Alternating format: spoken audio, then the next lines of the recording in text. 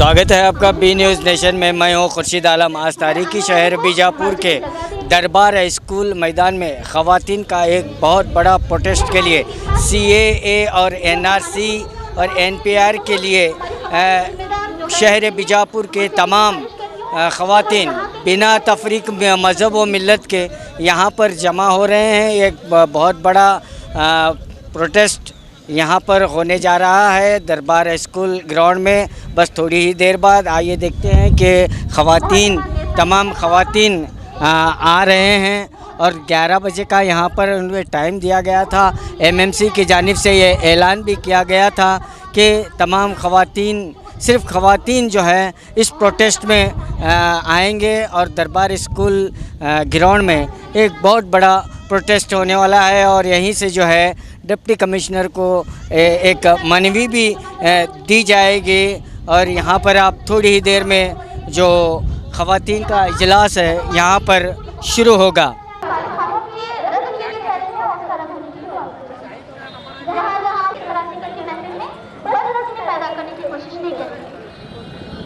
जरूरी नहीं है कि मेरे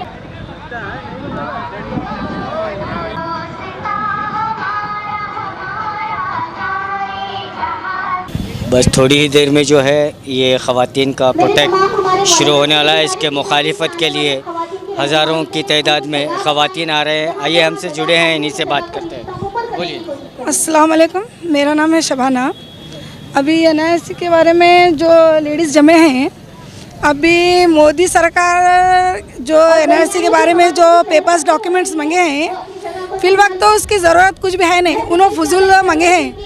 अब जब हम वोट दें तभी वो मोदी ऊपर बैठा है MP बन के, नहीं तो वो नहीं बैठता था। और ये काम करने से पहला बेवा, यतीम और रोज़गार, लेडीज़ जेंट्स कितने रोज़गार हैं, उनके हेल्प करना छोड़ को तुम्हें आको ये दो वो दो उसमें टाइम वेस्ट कर रहे हैं। और सब्सिडी गैस, गरीबों को गैस दे तो बोला, तो बाद में एडवर्टाइजमेंट एक में क्या करा, नहीं 200 रुपये तुम सब्सिडी दो गरीबों को। हमारे पैसे ही लेके ही वो गरीबों को दिया है, हमारे जब पैसे सब्सिडी के छोड़ने के बाद ही वो गरीबों को दिया है। हाँ, आप प्रोटेक्शन इस ताल्लुक से है। अभी जो NRC के बारे में है ना, वो बंद करने के ताल्लुक से है, वो इसे बंद कर दिया जाए। उसका कोई भी इसमें ये नहीं है, फ़ायदा नहीं है। अभी जितना आप वो ये करेंगे तो बढ़ते ही जाएगा। इससे अच्छा है NRC बंद किया जाए, या तो मोदी जी अपना इस्तीफा वापस दे के चले जाए, इतना ही।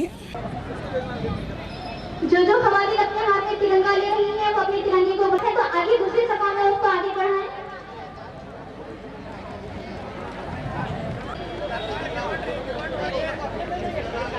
तो यहाँ पर जो है दरबार स्कूल मैदान में जो ख़वातीन एहतिजाज शुरू है, यहाँ पर कई स्कूल कॉलेज के स्टूडेंट भी यहाँ पर जो है बैनर लेकर बैठे हैं, नो NRC, CAA, NPR।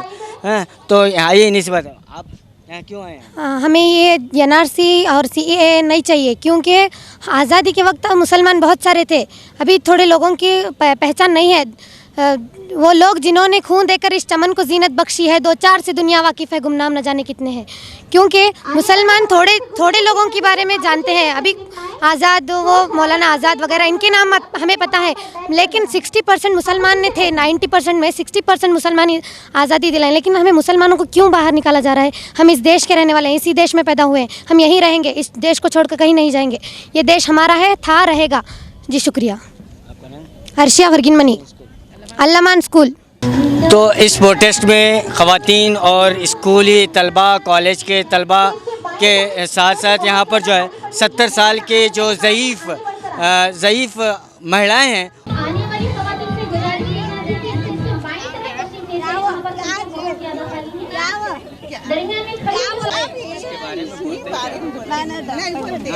ये मोदी ने कानून निकाले, तो मोदी अपना औषाली, अपना खुद का औषाली नहीं है उसके नज़दीक। हमारा 200 साल 300 साल की औषाली खुद हाथ में है हमारे। 200 साल 300 साल की प्रॉपर्टी है हमारी, पूरी प्रॉपर्टी 200 साल के पीछे की है। तो इसका खुद का, इसका अपना ये औषाली, अपने कागजात, अपना कुछ भी अपना उसका खुद का नहीं है। हमारा क्या पूछता है, हमें 200 साल का है, अपना खुद का एकले का अभी का खुद का नहीं रहेगा उसका। हाँ, लाए हैं मैं, ये कोर्ट की केस चालू है 200 साल। लोग एंट्रेंस में खड़े रहें। जो खवातीन कृषि प्लांट तुम्हारे हिसाब से नहीं बना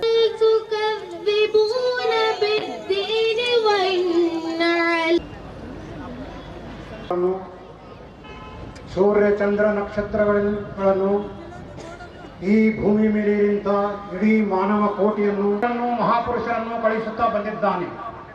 ಯಾಕಂದರೆ ಅವನು ಬಹಳ ದಯಾಮಯನಾಗಿದ್ದಾನೆ. ಬಿಜಾಪುರ ನಗರದಿಂದ ಮತ್ತು ಸುತ್ತಮುತ್ತಲಿಂದ ಬಂದಂತಹ ಯಾವತ್ತು ದೇಶ ಬಾಂಧವರೇ, ಆದರಣೀಯ ಮಹಿಳೆಯರೇ, ನಿಮ್ಮೆಲ್ಲರಿಗೂ ಇಸ್ಲಾಮಿನ ಶಿಷ್ಟಾಚಾರದ ಪ್ರಕಾರ ಅಸ್ಸಲಾಂ ಅಲೈಕುಂ. ಅಂದರೆ ಆ ಸೃಷ್ಟಿಕರ್ತದಿಂದ ನಿಮ್ಮೆಲ್ಲರಿಗೆ ನೆಮ್ಮದಿ ಶಾಂತಿ ಸಿಗಲಿ ಅಂತ ನಾನು ಹಾರೈಸುತ್ತೇನೆ. ಆತ್ಮೀಯ ದೇಶ ಬಾಂಧವರೇ ಮತ್ತು ಆದರಣೀಯ ಮಹಿಳೆಯರೇ, ನಾನು ಮೊಟ್ಟ ಮೊದಲು ಈ ಸಮಾರಂಭ ಒಂದು ಬೃಹತ್ ಪ್ರತಿಭಟನಾ ಸಮಾರಂಭ ಇದಾಗಿದೆ. ಇದನ್ನು ಆಯೋಜಿಸಿದವರು ಮುಸ್ಲಿಂ ಮುತ್ತೈದಾ ಕೌನ್ಸಿಲ್ MMC ವತಿಯಿಂದ ಈ ಸಭೆಯನ್ನು ಏರ್ಪಡಿಸಲಾಗಿದೆ. ಈ ಸಭೆಗೆ ಬಂದಂಥ ಜಾತಿ ಮತ ಧರ್ಮಗಳ ಭೇದ ಭಾವವಿಲ್ಲದೆ ಎಲ್ಲ ಮಹಿಳೆಯರಿಗೆ ನಾನು ಆತ್ಮೀಯತೆಯಿಂದ ಸ್ವಾಗತ ಬಯಸುತ್ತೇನೆ. ಅದೇ ರೀತಿ ನಮ್ಮಲ್ಲಿ ಇಲ್ಲಿ ನನ್ನ ಭಾಷಣವನ್ನು ಕೇಳುತ್ತಿರುವಂತಹ ಎಲ್ಲ ದೇಶ ಬಾಂಧವರಿಗೂ ನಾನು ಸ್ವಾಗತ ಬಯಸುತ್ತೇನೆ. ಮತ್ತು ಈ ಸಭೆಯಲ್ಲಿ ಶಾಂತಿ ಸುವ್ಯವಸ್ಥೆ ಕಾಪಾಡಲಿಕ್ಕಾಗಿ ಪೊಲೀಸ್ ಸಿಬ್ಬಂದಿಯವರು, ಪೊಲೀಸ್ ಅಧಿಕಾರಿಗಳು ಬಹಳ ದೊಡ್ಡ ಪ್ರಮಾಣದಲ್ಲಿ ಇಲ್ಲಿ ಬಂದಿದ್ದಾರೆ. ಆ ಎಲ್ಲ ಪೊಲೀಸ್ ಸಿಬ್ಬಂದಿಯವರಿಗೆ ಮತ್ತು ಅಧಿಕಾರಿಗಳಿಗೆ MMCದ ವತಿಯಿಂದ ಆತ್ಮೀಯತೆಯಿಂದ ನಾನು ಅವರಿಗೆ ಸ್ವಾಗತ ಬಯಸುತ್ತೇನೆ. ನಮ್ಮ ದೇಶದ ಮುಖಂಡರು ದೇಶವು ಸ್ವತಂತ್ರವಾದಾಗ ಇದಕ್ಕೆ ಅತ್ಯುತ್ತಮವಾದ ಒಂದು ಸಂವಿಧಾನವನ್ನು ರಚಿಸಿದ್ದಾರೆ. ಆ ಸಂವಿಧಾನವನ್ನು ಇವತ್ತು ನಾವು ರಕ್ಷಿಸಬೇಕಾಗಿದೆ. ಇದು ಸ್ಲೋಗನ್ ಆಗಿದೆ. ಈ ಸಮ್ಮೇಳನ ತನ್ನ ಧರ್ಮದ ಮೇಲೆ ಅವನು ಆಚರಣೆ, ಈ ದೇಶಕ್ಕಾಗಿ ನಮಗೆ ಕಳಕಳಿ ಇದೆ ಮತ್ತು ನಾವು ಅಂತರಾತ್ಮದಿಂದ ಈ ದೇಶವನ್ನು ಪ್ರೀತಿಸುತ್ತೇವೆ. ದೇಶಾಭಿಮಾನಕ್ಕಾಗಿ ಯಾರೂ ನಮಗೆ ಹೇಳಿಕೊಳ್ಳುವಂತ ಮಾತು ಬೇಕಾಗಿಲ್ಲ, ಯಾರ ಉಪದೇಶವೂ ನಮಗೆ ಬೇಕಾಗಿಲ್ಲ. ನಾವು ಬಹಳ ಸ್ಪಷ್ಟ ಮಾತನ್ನು ಹೇಳುತ್ತೇವೆ. ಈ ದೇಶ ಸಲುವಾಗಿ ನಾವು ಪ್ರಾಣವನ್ನು ಕೊಡಲಿಕ್ಕೆ ಸಿದ್ಧಿದ್ದೇವೆ. ಆತ್ಮೀಯ ಸಭಿಕರೇ, ನಮ್ಮ ದೇಶ ಒಂದು ಪ್ರಜಾಸತ್ತಾತ್ಮಕ ದೇಶವಾಗಿದೆ. ನಮ್ಮ ತಾಯಿ ತಂದೆಯರು ಒಟ್ಟರು ಬಂದು ಇಲ್ಲಿ ದರ್ಬಾರ್ ಗ್ರೌಂಡ್ ಅಲ್ಲಿ ನಾವು ಜಮಾ ಆಗಿದ್ದೇವೆ. ಅದೇ ರೀತಿ ನಾವು ಏನು ಹೇಳೋದು ಅಂತಂದ್ರೆ, ನೀವು ಇದು ಮಾಡೋದು ಸರಿಯಲ್ಲ, ಅದೇ ರೀತಿ ಇದು ಮಾಡಿದ್ದು ಸರಿಯಲ್ಲ ಅಂತಂದ್ರೆ ಇವತ್ತು ನೀವು ನಾಳೆ ನಾವೆಲ್ಲ ದಲಿತರು ಅಂತ ಹೇಳಿ ಇದು ಸಂದೇಶ ನೀವು ಕೊಟ್ಟಿದ್ದೀರಿ ಅಂತ ಹೇಳಿ ನಾನು ಹೇಳ್ತಾ ಇದ್ದೀನಿ ಈ ಸ್ಟೇಜಲ್ಲಿ. ಯಾಕಂದ್ರೆ ಇವತ್ತು ನಿಮಗೆ ಬಟ್ ಮಾಡಿದಾರ, ನಾಳೆ ನಮಗೂ ಕೂಡ ಬಟ್ ಮಾಡ್ತಾರ ಅಂತ ಹೇಳಿ ಈ ಸ್ಟೇಜಲ್ಲಿ ಹೇಳಕ್ ಇಷ್ಟಪಡ್ತೀನಿ. ಯಾಕಂದ್ರೆ ಇವರು ಯಾರು, ಅವರು ಇವರು ಅಂತ ಯಾರು ಅಲ್ಲ, ನಾವು ನಮ್ದೇ ರಾಜಕೀಯ ನಾವು ಮಾಡ್ತೀವಿ ಅಂತ ಹೇಳಿ ಪಣ ತೊಟ್ಟು ರಾಜಕೀಯ ಬಂದ ವ್ಯಕ್ತಿಗಳು ಇವರು. ಅದಕ್ಕೆ ನಾನೇನು ಹೇಳ್ತಾ ಇದ್ದೀನಿ, ಇವರು ಪಣ ತೊಟ್ಟು ರಾಜಕೀಯ ಬಂದ ವ್ಯಕ್ತಿಗಳು. ನಾವು ಆ ಪಣಕ್ಕೆ ಎದುರಾಗಿ ನಿಂತು ನಾವು ಸಿಡಿಲಿನ ಗುಂಡಾಗ್ತೀವಿ, ನಾವು ಹೆಣ್ಮಕ್ಳು ನಾವೊಂದು ಹೂಲ್ಮಣಿ ಅಂಗಾರಿ ಅಂತಾರಲ್ಲ ಆ ಥರ ಆಗ್ತೀವಿ ಅಂತ ಹೇಳಿ ಈ ದರ್ಬಾರ್ ಗ್ರೌಂಡ್ ಅಲ್ಲಿ ನಾವು ಒಂದು ಶಪಥವನ್ನು ಮಾಡಿ ಹೋಗ್ಲಕ್ ಬಂದಿದ್ದೇವೆ. ನಾವು ಇಷ್ಟೇ ಅಲ್ಲ, ನಾವು ಸೋಲು ಒಪ್ಕೊಳ್ಳಂಗಿಲ್ಲ. ಸೋಲಿಲ್ಲದ ಹೆಣ್ಣು ಮಕ್ಕಳು ಇದು ಸೇರ್ನಿ ಅಂತಾರಲ್ಲ ಆ ತರ ನಾವು ಸೇರ್ನಿಗಳು. ನಾವು ನೀವು ಎಲ್ಲರೂ ಕೂಡಿ ನಾವೇನು ಮಾಡಂಗಿಲ್ಲ. ಈ ದೇಶಾಂತರ ಎಲ್ಲರೂ ಹೋರಾಟ ಮಾಡಿದ್ರು ಇವ್ರು ಏನೂ ಆಗಂಗಿಲ್ಲ, ಇವ್ರ ಕಡೆಯಿಂದ ಏನೂ ಮಾಡ್ಕೊಳ್ಳೋಕೆ ದಿಗಂಗಿಲ್ಲ ಅಂತ ಹೇಳಿ ತಿಳಿದಿರ್ಬೇಕು. ನಾವು ಏನ್ ಮಾಡ್ತೀವಿ ಅನ್ನೋದು ನಾವು ತೋರಿಸ್ತೀವಿ ಅಂದ್ರೆ ನೀವು ಯಾರೂ ಇರಂಗಿಲ್ಲ. ಅದು ನಾವು ಮೊದಲು ಚಾಲೆಂಜ್ ಮಾಡ್ತಾ ಇದ್ದೀವಿ, ಈ ತರ ಬೇಡ ನಮಗೆ, ನಮ್ಮ ಶಾಂತಿ ನಮ್ದು ಏನಂತಾರೆ ಕರ್ನಾಟಕ ನಮ್ಮ ಶಾಂತಿಯಿಂದನೇ ನಮ್ಮ ಮಂದಿ ಗೆದಿತಾರ ಅಂತ ಹೇಳಿ ನಮ್ಮ ಇದಕ್ಕೆ ನಮ್ಮ ರೆಕಾರ್ಡ್ ಅದ. ಅದಕ್ಕೊಂದು ಶಾಂತಿಯಿಂದನೇ ನಾವು ನಿಮಗೆ ಕೈ ಬೇಡಿ ಕೇಳ್ತಾ ಇದ್ದೀವಿ, ಶಾಂತಿಯಿಂದನೇ ನಿಮಗೆ ಕೈ ಮುಗಿದು ಇದು ಬೇಡರಿ ಅಂತ ಹೇಳಿ ನಾವು ಹೇಳ್ತಾ ಇದ್ದೀವಿ. ಅದು ಮೀರಿ ನೀವು ಅದನ್ನೇ ಕಂಟಿನ್ಯೂ ಮಾಡಿದ್ರಿ ಅಂತಂದ್ರೆ ನಾವು ಏನ್ ಮಾಡ್ತೀವಿ ಅಂತ ಅನ್ನೋದು ಮುಂದಿನ ದಿನಗಳಲ್ಲಿ ಹೇಳಕ್ ಇಷ್ಟಪಡ್ತೀನಿ. ಅದಕ್ಕೆ ಇವರು ಗಂಡು ಮಕ್ಕಳು ಎಲ್ಲರೂ ಸೇರಿ ಇದು ಮಾಡ್ತಾರ ಅಂತಲ್ಲ, ನಾವು ಹೆಣ್ಣು ಮಕ್ಕಳು ಚಾಲೆಂಜ್ ಮಾಡ್ತಾ ಇದ್ದೀವಿ ಸ್ಟೇಜ್ ಮ್ಯಾಗ. ಅದಕ್ಕಾಗಿ ನನಗೇನು ಹೇಳಿದ್ರು ಅಂತಂದ್ರೆ ಅವರು ಇವರು ಅಂತ ಹೇಳಿ ಒಂದು ಸ್ವಲ್ಪ ಸಮಾಧಾನ ಮಾತಾಡ್ರಿ ಮೇಡಮ್ ಅಂತ ಹೇಳಿದರು ನನಗೆ. ಯಾಕಂದ್ರೆ ನನಗೆ ಎಂದೂ ಹಳೆ ಕಾಲದಿಂದ ನಾವು ದಲಿತರು, ನಾವು ಮುಸ್ಲಿಮ್ಸು ಎಲ್ಲ ಸೇರಿ ಕ್ರಿಶ್ಚಿಯನ್ ಇವರು ಮತ್ತೆ ಎಲ್ಲ ಜಾತಿ ಜನರು ಒಟ್ಟಿಗೆ ಬಂದವರು. ನಾವು ಒಬ್ಬರಿಗೆ ನೋವು ಆದ್ರೆ ನಮಗೆಲ್ಲರಿಗೂ ನೋವು ಆಗಂಗಿಲ್ಲೇನು? ಒಂದು ಕಣ್ಣ ಸುಮ್ಮನೆ ಒಂದು ಕಣ್ಣ ಬೆಳ್ಳಿಗೆ ಹಚ್ತೀವಿ ಅಂತಂದ್ರೆ ನಾವು ಹಚ್ಕೊಂಡು ಸುಮ್ಮನೆ ಇರ್ತೇವೇನು? ಅದೇ ರೀತಿ ನಮಗೆ ಒಂದು ಕಣ್ಣ ಒಂದು ಕಾಲ ಹೋದ್ರು ನಮಗೆ ಹೆಂಗ್ ಹೋಗ್ತದ ಅಂತ ಹೇಳಿ ನಮಗೆ ಅನಿಸ್ತದ. ಅದೇ ತರ ಹಿಂದೂ ಮುಸ್ಲಿಂ ಎರಡೂ ಅಂತ ಹೇಳಿ ಈ ಸ್ಟೇಜ್ ಮೇಲೆ ನಾ ಹೇಳಕ್ ಇಷ್ಟಪಡ್ತೀನಿ. ಅವ್ರಿಗೇನಾರ ನೋವು ಮಾಡಿದ್ರೆ ಹಿಂದೂ ಅವ್ರು ಸುಮ್ಮನೆ ಕುಂದಿರ್ತಾರ ಅಂತ ಹೇಳಿ ನೀವು ತಿಳ್ಕೊಬೇಡ್ರಿ. ಎಲ್ಲರೂ ನಾವು ಒಂದೇ. ನಮ್ಮ ಅಂಬೇಡ್ಕರ್ ಕಾಲದಲ್ಲಿ ಹಿಂದೂ ಮುಸ್ಲಿಂ ಒಂದಾಗಿ ಬರ್ತಾ ಇದೆ. ನಮ್ಮ ಅಂಬೇಡ್ಕರ್ ಬೆಂಬಲ ಕೊಟ್ಟಿದ್ದೆಲ್ಲ ಮುಸ್ಲಿಂ ಜನರು ಅಂತ ಹೇಳಿ ಈ ಸ್ಟೇಜ್ ಅಲ್ಲಿ ಹೇಳಕ್ ಇಷ್ಟಪಡ್ತೀನಿ ನಾನು. ನಮ್ಮ ಅಂಬೇಡ್ಕರ್ ಅವರು ಇವರು ಅಂತ ಹೇಳಿ ಸಂವಿಧಾನ ಬರ್ದಿಲ್ಲ. ಎಲ್ಲರಿಗೂ ಏನೇನ್ ಬರಿಬೇಕೋ ಎಲ್ಲ ಬರೆದ್ಬಿಟ್ಟು ಹೋಗಿದ್ದಾರೆ. ಈಗ 4 ದಿನ ಬಂದು ನೀವು ಅವರು ಇವರು ಅಂತ ಹೇಳಿ ನೀವು ಬರೆಯೋರು ಯಾರು? ನೀವು ಯಾರು? ನಿಮಗೆ ಯಾರು ಕೊಟ್ಟರು ಅದನ್ನ ಅಧಿಕಾರ? ಅದು ಸಂವಿಧಾನದಲ್ಲಿ ಬರ್ದಂಗೆ ನಾವು ನಡೀತಾ ಇದ್ದೀವಿ. ಯಾರು ಇರೋದು ನಾವು ನಡೀತಾ ಇಲ್ಲ, ಯಾರು ಇರೋದು ನಾವು ಹೋಗ್ತಾ ಇಲ್ಲ. ನಮ್ಮ ಜಾತಿ ಪ್ರಕಾರ ನಾವು ಹೆಂಗ್ ಹೋಗ್ಬೇಕು, ನಾವು ಹೆಂಗಿಲ್ಲ ಅಂತ ಹೇಳಿ ಅದೇ ತರ ನಾವು ಅಕ್ಕ ತಂಗಿಯರು ಅಣ್ಣ ತಮ್ಮರಂಗಾಗಿ ನಾವು ಶಾಂತಿಯಿಂದನೇ ನಾವು ಹೋಗ್ತಾ ಇದ್ದೀವಿ. ಅದೇ ಶಾಂತಿನೇ ನೀವು ಇಟ್ಕೊಳ್ರಿ, ಅದೇ ಶಾಂತಿನೇ ಮುಂದೆ ಹೋಗ್ಲಿ ಅಂತ ಹೇಳಿ ನಾನು ಇಷ್ಟಪಡ್ತೀನಿ. ಇಲ್ಲ ಶಾಂತಿ ಬೇಡ ಅಂತಂದ್ರೆ ನಾವು ಉಗ್ರ ಹೋರಾಟ ಮತ್ತೆ ನಾವು ಸಾಯ್ಲಾಕು ಹಿಂದೆ ಸರಿಯಂಗಿಲ್ಲ ಅಂತ ಹೇಳ್ತಾ ಇದ್ದೀನಿ. मेरी माँ और बहनें और स्टेज पर मौजूद मेरे मुस्लिम और दीगर बहनों से मैं शुक्रिया अदा करते हुए आज अपनी कुछ पैगाम को हुकूमत तक पहुंचाने के लिए आपके रूबरू खड़ी हूँ। मेरे पैगाम तो मुख्तसर और जामे अल्फाज में, क्योंकि मुझे वक्त सिर्फ 5 मिनट का दिया जा रहा है। दिल में तो उमंग और जोश भरा हुआ है, मगर वक्त की किल्लत की वजह से मुख्तसरन बात करनी पड़ रही है। वतन के वास्ते मिट जाए ये अरमान रखते हैं। वतन के वास्ते मिट जाए ये अरमान रखते हैं। बजाए दिल के सीने में हिंदुस्तान रखते हैं।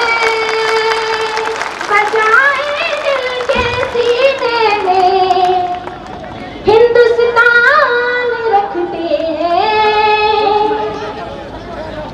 ये गांधी का वतन है और अंबेडकर की निशानी है। ये गांधी का वतन है और अंबेडकर की निशानी है। जमाना हो गया बूढ़ा मगर इसके, जमाना हो गया बूढ़ा मगर इसके कॉन्स्टिट्यूशन पे जवानी है।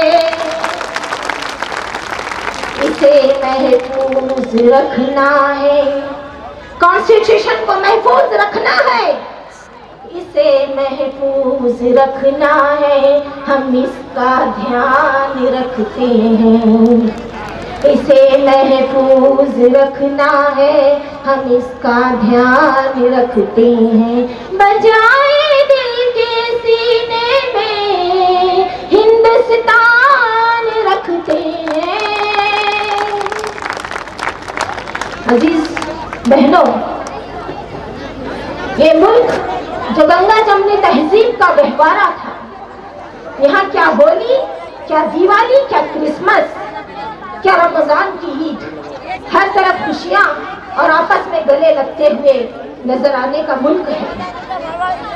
अजीज ख्वातीन, रमजान में मैंने मेरी बहन को शीर खुरमा पेश किया तो मेरी बहन ने अपने ईद पर बन्नी के पत्तों और शक्कर के गोलों से मेरा मुंह मीठा करवाया था। मगर ये क्या अजीब हुकूमत रास आई है जनाब, देखिए तो सही, सोचिए तो सही, ये क्या अजीब हुकूमत तय पाई है जो एक भाई को भाई से अलग कराती है, एक बहन को बहन से अलग कराती है। मेरी बहनों, ये कहती है कि प्रूफ लाओ, इंडियन होने का प्रूफ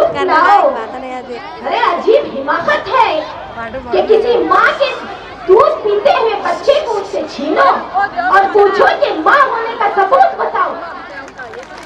माँ के बच्चे से पूछते हो कि माँ होने का सबूत बताओ। जनाब, आप तो बड़े अक्ल वाले हैं, आप तो बड़े अक्ल वाले हैं। आपको सबूत चाहिए कि हम एक हैं, हम हिंदू मुस्लिम दलित सिख ईसाई एक हैं, इसका सबूत चाहिए। तो आइए हमारे त्योहारों की रंगीनियों को देखिए, हमारे ईदों में शरीक होइए, हमारे बढ़ते हुए केक्स, क्रिसमस के दिन कटते हुए केक्स को देखिए। उस दिन हिंदू मुस्लिम हर एक का मुंह मीठा होता देखकर आपके रंग को फीका कीजिए। ये हिंदुस्तान, अरे प्रूफ मांगने वालों, आइए बीजापुर को आपको दावत देती हूँ। बोली गुम्बद को देख लो, इब्राहिम रोजे को देख लो। छोटे शहर में आना मुमकिन नहीं है, लाल किले को देख लो। प्रूफ मांगने वालों, लाल किले को देख लो। फॉरेनर्स कहते हैं, क्या देखने को आते हैं? इस मुल्क की सकाफत और तहजीब को देखने आते हैं और मानते हैं कि ये शानदार इमारतें जो खड़ी हैं, इनकी नस्लें इंडियन हैं। और तुमको अकल नहीं आती कि हमसे इंडियन होने का सबूत मांगते हो? चलिए प्रूफ आईडी दिखाती हूँ, आप लोग आधार के पीछे लिख कर देते हो। मेरी बहनों, आधार कार्ड को पलटिए, आधार कार्ड को पलट के देखिए क्या लिखा जाता है। दिन रात लाइनों में खड़ा करके भूखे प्यासे हमको थम्स दबाने लगाकर क्या लिख कर देते हैं कि आधार कार्ड इंडियन होने के लिए काफी नहीं है, आधार कार्ड सबूत के लिए काफी नहीं है। फिर क्यों खड़ा है लाइन पर, फिर क्यों लगाए हमको धूप में? ये आपके कानून, ये आपके मर्जी, आपको सबूत चाहिए। चलिए इंडिया गेट को चलिए, इंडिया गेट को पढ़िए। 1 लाख नौजवानों के नाम लिखे नजर आएंगे। कौन नौजवान? जिन्होंने नेता होने का सबूत दिया कि नेता वो होते हैं जो अपने खून से नौजवान नस्लों को बचाते हैं। आप तो अपने खून से, आप तो अपने शरबतों और जूसों के मजे में नौजवान नस्ल को मार पीट के माजूर कर रहे हो। कॉलेज और यूनिवर्सिटियों को जो उसको मंदिर माना जाता है, मस्जिद के बाद मकतब का दर्जा दिया जाता है, तालीम के मैदान को अहमियत दी जाती है, आप उसकी भी बेइज्जती करते हुए हमारे नौजवान भाइयों को बेरहमाना सुलूक करते हुए कौम की नस्लों को दबा रहे हैं। अरे हमने तो सुना था कि कीड़े मकोड़े फसल को दबाते हैं, मगर वाह रे वाह हुकूमत, तेरा जवाब नहीं। वाह रे वाह हुकूमत, तेरा जवाब नहीं। खेतों को बसाने निकली, नस्लों को उजाड़ने चली। खेत को बसाने निकली, नस्लों को उजाड़ने चली। मेरे हुकूमत से गुजारिश है कि आप क्या कर रहे हैं, दोबारा देख लीजिए कि इंडिया गेट में 1 लाख महान शहीदों ने महात्मा होने का दावा कैसे किया। गर्दनों को कटा के दावत दिया, गर्दनों को कटा के बताया कि हिंदुस्तान वालों, हिंदुस्तान के वासियों, दबकर नहीं रहेंगे। बहनों, कभी कित्तूर चन्नमा की शक्ल में उभरना होगा, कभी रजिया सुल्ताना की शक्ल में खड़ा होना होगा, कभी झांसी की रानी बनना होगा। मेरी बहनों, ये मत सोचिए कि मेरा लिबास अलग है, मेरी बहन का लिबास अलग है, मेरी सिस्टर का लिबास अलग है। लिबास तो अलग है मगर दिल एक है। लिबास अलग है, दिल एक है। हमको पूछते हैं कि तुम कौन हो, तो मैं भी वही कहती हूँ जो सिस्टर कहते हैं। मुझको हज पर जाने के बाद पूछा जाता है कि तुम कौन हो, मैं नहीं बताती कि मैं फातिमा या ज़ैनब हूँ, मैं बताती हूँ कि आई एम इंडियन, मैं इंडियन हूँ। सिस्टर भी जाते हैं, बैरून कंट्रीज को जाते हैं, मैडम भी बैरून कंट्रीज को जाते हैं, तो क्या कहते हैं? इंडियन कहते हैं। इस फर्क को मिटाने वालों, इस बात को मिटाने वालों, सुन लो मेरे तरफ से पैगाम सुन लो। जिस्म को रूह से अलग करना ये बड़ी हिमाकत की बात है, ये बड़ी हिमाकत की बात है। जान दे देंगे मगर हिंदुस्तान के कानून को तुम्हारे हाथ में नहीं देंगे।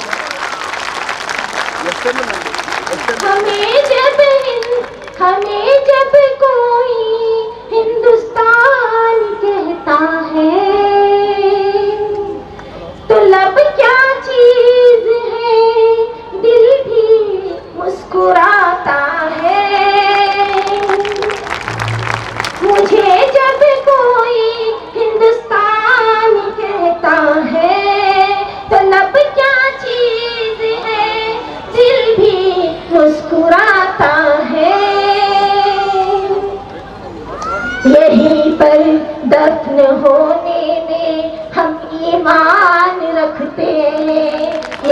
पर दफन होने में हम ईमान रखते हैं, बजाए दिल के सीने में हिंदुस्तान रखते हैं।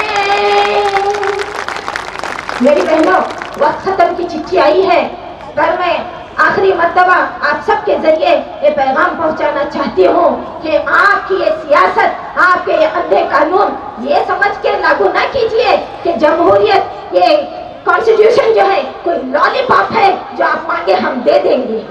ये नहीं हो सकेगा, ये नहीं हो सकेगा। चलिए मजहब में तफरीक पैदा करके, बंटवारा करके हमको बांटने चले थे।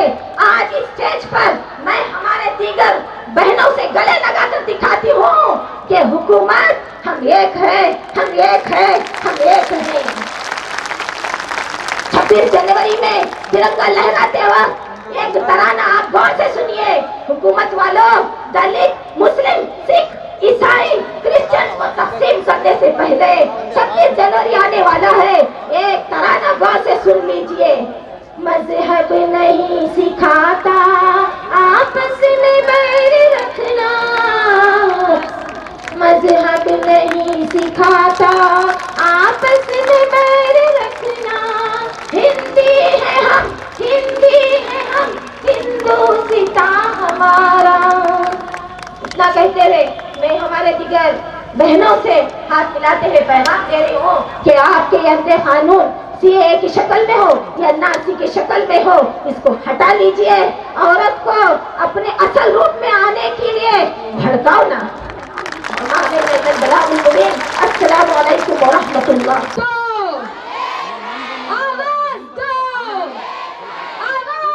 ಆರಂಭಿಸುವ ಮೊದಲೇ ಹೇಳ್ತೀನಿ, ನಾವಿಲ್ಲಿ ಮುಸಲ್ಮಾನರಾಗಿ ಬಂದಿಲ್ಲ, ನಾವಿಲ್ಲಿ ಕ್ರೈಸ್ತರಾಗಿ ಬಂದಿಲ್ಲ, ನಾವಿಲ್ಲಿ ಹಿಂದೂಗಳಾಗಿ ಬಂದಿಲ್ಲ, ನಾವಿಲ್ಲಿ ಭಾರತೀಯರಾಗಿ ಬಂದಿದ್ದೀವಿ। ನಾವಿಲ್ಲಿ ಫ್ಯಾಸಿಸ್ಟ್ ಗವರ್ಮೆಂಟ್, ಈ ಮೋದಿ ಶಾ ಗವರ್ಮೆಂಟ್ ವಿರುದ್ಧ ಮಾತನಾಡಲು ಬಂದಿದ್ದೀವಿ। ಇಷ್ಟು ದಿನದಿಂದ ನಾವು ಪ್ರತಿಭಟನೆ ನಡೆಸ್ತಾ ಇದ್ದೀವಿ। ಅಮಿತ್ ಶಾ ಅವರು ಭಾರಿ ಗಡತ್ತಾಗಿ ಸ್ಪೀಚ್ ಮಾಡಿ ಹೇಳ್ತಾರೆ, ನಾವು 1 ಇಂಚು ಸಿಎಯಿಂದ ಹಿಂಸರಿಯೋದಿಲ್ಲ ಅಂತ। ಅದು ಹೇಗ್ ಸ್ವಾಮಿ ನೀವು ಹಿಂಸರಿಯೋದಿಲ್ಲ? ನಾವು ಪ್ರತಿಭಟನೆಯಿಂದ ಹಿಂಸರಿಯೋದಿಲ್ಲ। ಪ್ರತಿಭಟನೆ ಮಾಡಲು ಬಂದಿದ್ದೀವಿ, ವಿದ್ಯಾರ್ಥಿಗಳು ಬಂದಿದ್ದೀವಿ, ಮುಸಲ್ಮಾನರು ಬಂದಿದ್ದೀವಿ, ದಲಿತರು ಬಂದಿದ್ದೀವಿ, ಎಲ್ಲರೂ ಪ್ರತಿಭಟನೆ ಮಾಡ್ತಾ ಇದ್ದೀವಿ ನಿಮ್ಮ ಫ್ಯಾಸಿಸ್ಟ್ ವಾದದ ವಿರುದ್ಧ। ಏನಿದ್ ಸಿಎ? ಸುಮಾರು ಜನ ಮೊನ್ನೆ ಸ್ಪೀಚ್ ಮಾಡಿದಾಗ ಹೇಳಿದ್ರು, ಅಮ್ಮ ಸಿಎ ಎನ್ಆರ್ಸಿ ಏನು ನಿನ್ಗಂತ ಗೊತ್ತಿಲ್ಲ, ಮೊದಲು ಸಿಎ ಎನ್ಆರ್ಸಿ ಬಗ್ಗೆ ಮಾತನಾಡು ಅಂತ। ಸಿಎ ಏನ್ ಕಾಯ್ದೆ ಹೇಳುತ್ತೆ? ಅದು ಅಫ್ಘಾನಿಸ್ತಾನ, ಬಾಂಗ್ಲಾದೇಶ, ಪಾಕಿಸ್ತಾನದಿಂದ ವಲಸಿಗರನ್ನ ಭಾರತಕ್ಕೆ ತನ್ನಿ ಅನ್ನುತ್ತೆ, ಆದ್ರೆ ಮುಸಲ್ಮಾನರನ್ನ ಆ ಕಾಯ್ದೆಯಿಂದ ಹೊರಗಿಡುತ್ತೆ। ಈ ಭೇದ ಭಾವ ಯಾಕೆ? ಕಾನ್ಸ್ಟಿಟ್ಯೂಷನ್ ಅಲ್ಲಿ ನಮ್ಮನ್ನ ಜಾತ್ಯತೀತ ಸೆಕ್ಯುಲರ್ ಅಂತ ಕರೀತಾರೆ, ಅವರು ಮುಸಲ್ಮಾನರನ್ನ ಹೇಗೆ ಹೊರಗೆ ಬಿಟ್ರು? ಅದು ನಮ್ಮ ಪ್ರಶ್ನೆ। ನೀವು ಮುಸಲ್ಮಾನರನ್ನ ಹೊರಗೆ ಹೇಗಿಟ್ರಿ? ನಾವು ಸಿಎ ಬಗ್ಗೆ ಕೇಳಿದ್ವಾ? ನಾವ್ಯಾರು ಕೇಳಿಲ್ಲ। ನಮ್ಮ ದೇಶದಲ್ಲಿ ನಿರುದ್ಯೋಗ ಹೆಚ್ಚಾಗ್ತಾ ಇದೆ, ಆರ್ಥಿಕತೆ ಕುಸಿತಾ ಇದೆ, ಜಿಡಿಪಿ ಕುಸಿತಾ ಇದೆ, ಮಹಿಳೆಯರ ಮೇಲೆ ರೇಪ್ ಆಗ್ತಾ ಇದೆ, ಯುಪಿನಲ್ಲಿ ಗೂಂಡಾರಾಜ್ ನಡೀತಾ ಇದೆ। ನೀವು ಅದ್ರ ಬಗ್ಗೆ ಮಾತಾಡಿ। ನಮ್ಗೆ ಸಿಎ ಬಗ್ಗೆ ಕಾನೂನು ಬೇಡ, ನಿಮ್ಮ ಎನ್ಆರ್ಸಿ ಕಾನೂನು ಬೇಡ। ನಿಮ್ಮ ಕಾನೂನು, ನಿಮ್ಮ ಈ ಹೊಸ ಕಾನೂನುಗಳನ್ನ ತೆಗೆದು ಹಾಕಿ। ನಮ್ಗೆ ನಮ್ಮ ಬಾಬಾ ಸಾಹೇಬ್ ಅಂಬೇಡ್ಕರ್ ಅವರು ನೀಡಿದ ಸಂವಿಧಾನ ಬೇಕು। ಸಂವಿಧಾನದಲ್ಲಿ ರಚಿಸೋಕ್ಕಿಂತ ಮುಂಚೆ ಮನುಸ್ಮೃತಿಯನ್ನ ಬಾಬಾ ಸಾಹೇಬ್ ಅಂಬೇಡ್ಕರ್ ಅವರು ಸುಟ್ಟು ಹಾಕ್ತಾರೆ। ಯಾಕೆ? ಯಾಕಂದ್ರೆ ಇಡೀ ಬ್ರಾಹ್ಮಣವಾದಿಗಳು ನಮ್ಮ ಮಧ್ಯೆ ಶೂದ್ರರು, ವೈಶ್ಯರು, ಕ್ಷತ್ರಿಯರು, ಬ್ರಾಹ್ಮಣರು ಅನ್ನೋ ವರ್ಗ ಹುಟ್ಟಾಕ್ತಾರೆ। ಅದಕ್ಕೆ ಬಾಬಾ ಸಾಹೇಬ್ ಅಂಬೇಡ್ಕರ್ ಆ ಮನುಸ್ಮೃತಿಯನ್ನ ಸುಟ್ಟು ಹಾಕ್ತಾರೆ, ಮತ್ತೆ ನಮ್ಗೆ ಸಂವಿಧಾನವನ್ನ ಕೊಡ್ತಾರೆ। ಸಂವಿಧಾನದಲ್ಲಿ ನಾವ್ಯಾರು ಬೇರೆ ಬೇರೆ ಅಂತ ಹೇಳೋದಿಲ್ಲ। ಸಂವಿಧಾನದಲ್ಲಿ ಮುಸ್ಲಿಮರು ಬೇರೆ, ಕ್ರೈಸ್ತರು ಬೇರೆ, ಸಿಖ್ಖರು ಬೇರೆ, ಹಿಂದೂಗಳು ಬೇರೆ ಅಂತ ಹೇಳೋದಿಲ್ಲ, ನಾವೆಲ್ಲರೂ ಭಾರತೀಯರು ಅಂತ ಹೇಳುತ್ತೆ। ಅದರಲ್ಲಿ ಗಂಡು ಮಕ್ಕಳಲ್ಲಿ, ಹೆಣ್ಣು ಮಕ್ಕಳಲ್ಲಿ ಯಾವುದೇ ಭೇದ ಭಾವ ಮಾಡೋದಿಲ್ಲ ಅಂತ ಕಾನ್ಸ್ಟಿಟ್ಯೂಷನ್ ಪಡೆದಿರೋ ಹೆಮ್ಮೆ ನಮ್ಮ ಭಾರತಕ್ಕೆ ಇದೆ। ಈ ಮೋದಿ ಶಾ ಯಾರು ನಮ್ಗೆ ಹೇಳೋದಕ್ಕೆ ನಾವು ಬೇರೆ ಬೇರೆ ಅಂತ? ನಾವಿಲ್ಲಿ ಬಂದಿದ್ದೀವಿ ಎನ್ಆರ್ಸಿನ ತಿರಸ್ಕರಿಸೋದಕ್ಕೆ। ಎನ್ಆರ್ಸಿ ಏನ್ ಹೇಳುತ್ತೆ? ನೀವು ಭಾರತೀಯರ ಅಂತ ತೋರಿಸಿ ಅಂತ, ಪುರಾವೆಗಳನ್ನ ತೋರಿಸಿ ಅಂತ ಹೇಳುತ್ತೆ। ಅರೆ ಸ್ವಾಮಿ, ನಾವು ಇಲ್ಲೇ ಹುಟ್ಟಿ, ಇಲ್ಲೇ ಬೆಳೆದು, ಇಲ್ಲೇ ಸಾಯೋದು, ನೀವೇನ್ ಮಾಡ್ಕೊಳ್ತೀರಾ ನೋಡ್ತೀವಿ। ನಾವೇನಿದ್ರು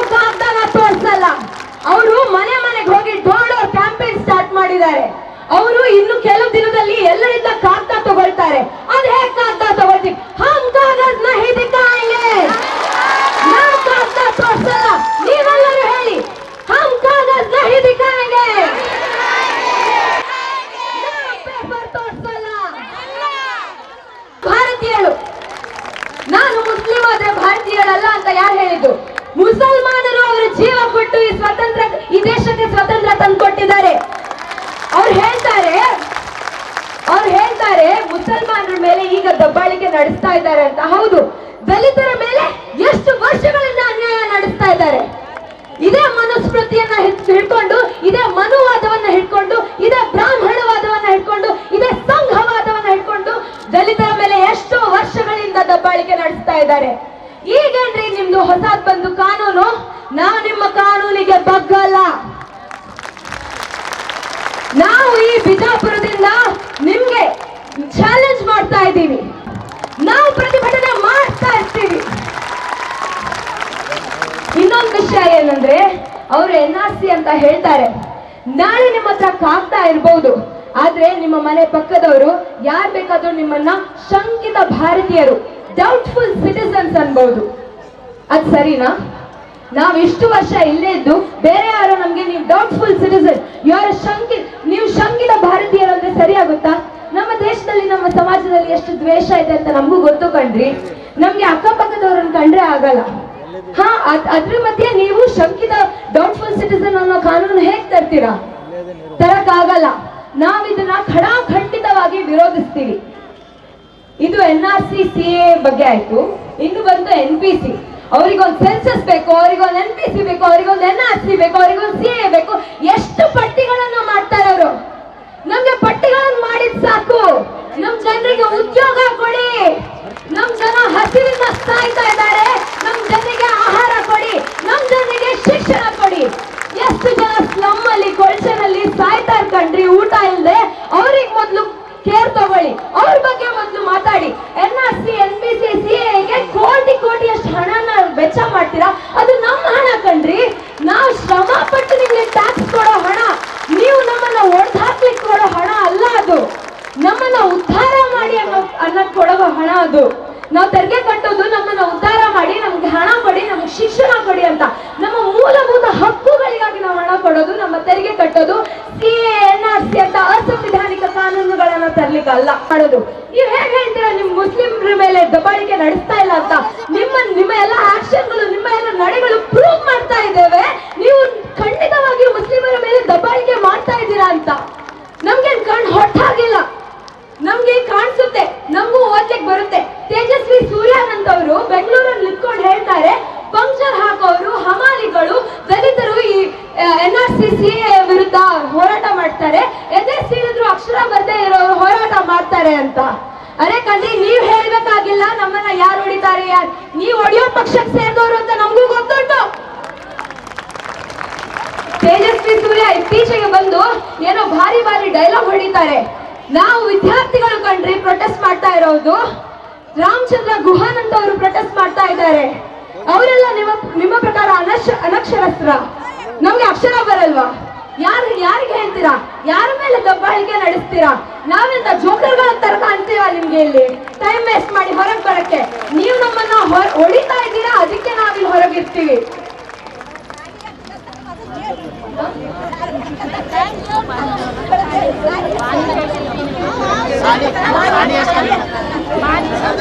ಮೋದಿ ಅವರು ಏನ್ ಹೇಳ್ತಾರೆ?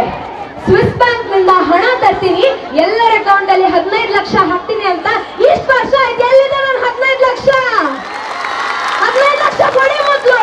ಸ್ವಿಸ್ ಬ್ಯಾಂಕ್ ಇಂದ ಹಣ ತನ್ನಿ. ನೀವ್ ಎಂತ ಹೇಳಿದ್ರಿ? ಎಲ್ಲ ಭ್ರಷ್ಟಾಚಾರ ಮಾಡೋ ಮಂತ್ರಿಗಳನ್ನ ನಮ್ಮ ಆಡಳಿತ ವರ್ಗದಿಂದ ತೆಗೆದು ಹಾಕ್ತೀರಾ ಅಂತ. ಪ್ರಜ್ಞಾ ಠಾಕೂರ್ ಟೆರರಿಸ್ಟ್ ಅವರು, ಯೋಗಿ ಆದಿತ್ಯನಾಥ್ ಟೆರರಿಸ್ಟ್ ಅವರು, ಅಮಿತ್ ಶಾ ಟೆರರಿಸ್ಟ್. ಅವರನ್ನ ಆಡಳಿತ ವರ್ಗದಲ್ಲಿ ಕೂರಿಸಿದ್ದೀರಾ? ಇದೆಂತ ಸರ್ಕಾರ? ನೀವು ಕೊಟ್ಟಿದ್ ನಮ್ಗೆ ರಾಮರಾಜ್ಯ ಬೇಡ. ನಮ್ಗೆ ನಿಮ್ಮ ಬಾಬ್ರಿ ಮಸೀದಿ, ನೀವು ಅಯೋಧ್ಯ ಅಂತ ಹೊಡೆದಾಕೋ ಕಾನೂನುಗಳು ಬೇಡ. ನಮ್ಗೆ ಒಂದು ಎಜುಕೇಶನ್ ಸೆಂಟರ್ ಓಪನ್ ಮಾಡಿ, ಒಂದು ಫ್ರೀ ಆದ ಆಸ್ಪತ್ರೆ ಓಪನ್ ಮಾಡಿ, ಅವಾಗ ನಾವು ನಿಮ್ಗೆ ವೋಟ್ ಹಾಕ್ತೀವಿ. ನಾವು ವೋಟ್ ಹಾಕೋ ತನಕ ನಿಮ್ಗೆ ಭಾರತೀಯರು, ವೋಟ್ ಹಾಕಿದ್ಮೇಲೆ ನೀವು ಭಾರತೀಯರು ಅಂತ ಪುರಾವೆ ತೋರಿಸಿ ಅಂತ ಕೇಳ್ತಾರೆ. ಇದೆಂತ ನ್ಯಾಯ? ನೀವು ನಮ್ಮನ್ನ ಭಾರತೀಯರಂತ ಪುರಾವೆ ಕೇಳ್ತಾ ಇದ್ದೀರಾ, ಹಾಗಾದ್ರೆ ನೀವು ಹೇಳಿರಿ ಆಡಳಿತದಿಂದ. ಯಾಕಂದ್ರೆ ನಮ್ಮ ವೋಟ್ ಹೇಗೂ ವ್ಯಾಲಿಡ್ ಇಲ್ಲ ಅಲ್ಲ. ಇಲ್ಲ ಅಂದ್ರೆ ನಾವು ಕೊಟ್ಟಿದ್ ವೋಟ್ ನಿಮ್ಗೆ ವ್ಯಾಲಿಡ್ ಇಲ್ಲ, ನೀವು ಕೇಳಿದ್ದೀರಿ. ಇವರು EVM ಮಷೀನ್ ಅಲ್ಲಿ ಮಾಡೋ ಜುಮ್ಲಾದಿಂದ ಮೇಲೆ ಹತ್ತಿದಾರ್ ಕಣ್ರಿ. ನಾವ್ ಯಾರು ಅವ್ರಿಗೆ ವೋಟ್ ಕೊಟ್ಟಿಲ್ಲ.